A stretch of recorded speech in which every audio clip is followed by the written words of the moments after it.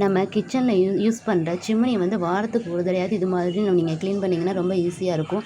எண்ணெய் பிசுக்கு பிசுக்குன்னு இருக்காது. எப்படின்னா நம்ம வந்து காஸ்டிக் சோடா அப்படின்னு இருக்கும். 1 கிலோ வந்து 100 ரூபா தான் இது வாங்கி வச்சுக்கோங்க. அதுபோல் பாத்திரம் வளர்க்குற ஜெல் இருக்குது பார்த்தீங்களா, விம் லிக்விட் அதுமாதிரி எந்த லிக்விடாக இருந்தாலும் பரவாயில்ல, அதுவும் வாங்கி வச்சுக்கோங்க.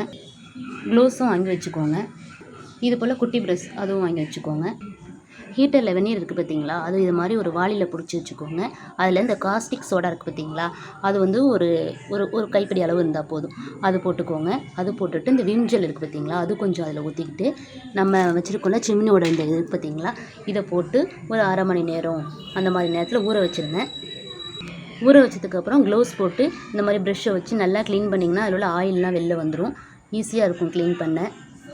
இதை வச்சு க்ளீன் பண்ணிங்கன்னா சிம்னி நல்லா சுத்தமாக ஆகிடும். பாருங்கள் எவ்வளோ சுத்தமாக க்ளீன் ஆகிட்டுன்னு. இது மாதிரி வாரத்துக்கு ஒரு தடவை நீங்கள் செஞ்சிங்கன்னா ரொம்ப கஷ்டப்பட்டு தேய்க்க வேண்டிய அவசியம் இல்லை. பிடிச்சிருந்தால் லைக் பண்ணுங்கள், ஷேர் பண்ணுங்கள், மறக்காமல் சப்ஸ்கிரைப் பண்ணுங்கள். தேங்க்யூ.